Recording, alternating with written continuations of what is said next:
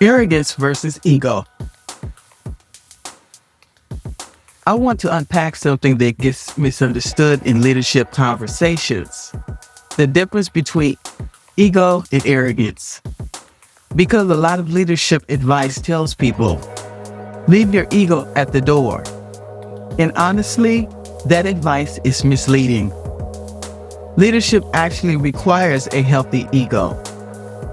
What undermines leadership isn't ego, it's arrogance.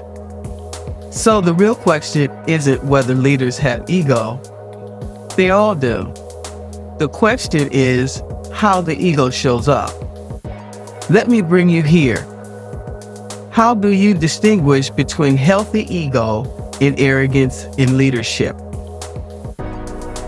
Ego, the grounding force. At its healthiest, ego is simply a leader's sense of self. It's what allows leaders to trust their judgment, take responsibility for decisions, speak with clarity, stay steady when they're challenged. A healthy ego says, I believe in my ability to lead, and I am still willing to learn. Without that grounding, leaders hesitate. They second guess. They shrink in rooms where leadership is required. Impact of healthy ego. When ego is healthy, leaders make decisions with confidence. Teams experience clarity and direction.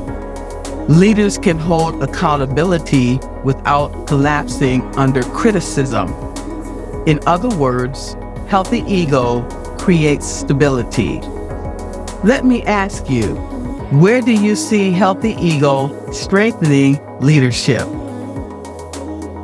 Arrogance. When confidence turns into superiority. Arrogance is where things start to break down. Arrogance happens when confidence shifts into dismissiveness of others. It often shows up subtly. Leaders who stop listening. Leaders who assume they already know the answer. Leaders who equate disagreement with disloyalty. And here's the part that matters. Impact of arrogance. Arrogance doesn't just affect the leader, it affects the entire system. It creates environments where people stop speaking honestly. Innovation slows down. Mistakes go unchallenged. Psychological safety disappears. When leaders become arrogant, teams learn something very quickly. Silence is safer than truth. And that is incredibly expensive for an organization. Let me bring you back in. What happens to teams when leaders stop being curious? The leadership balance. The strongest leaders hold both confidence and humility. The strongest leaders hold both confidence and humility. They have enough ego to stand firm in difficult moments, lead with conviction, take responsibility when things go wrong, but they also have enough self-awareness to invite other perspectives, admit when they're wrong, adjust course when needed, because leadership isn't about being right all the time. It's about creating conditions where the best thinking can surface. Impact of balanced leadership. When leaders balance ego and humility, teams speak more openly. Problems surface earlier. Decision quality improves. Trust increases the system. That's when leadership moves from control to collective intelligence. The real distinction. I often explain it this way.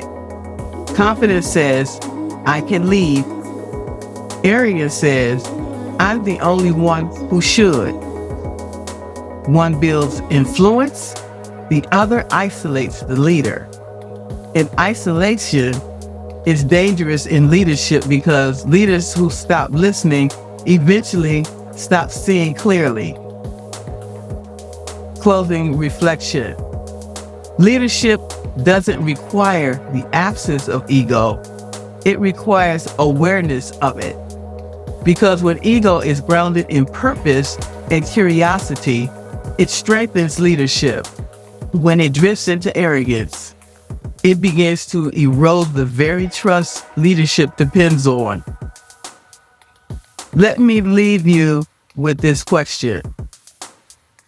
How can leaders stay confident in their authority without losing the humility that keeps them learning?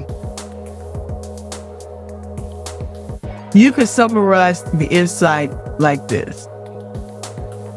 Healthy ego anchors leadership. Arrogance isolates it.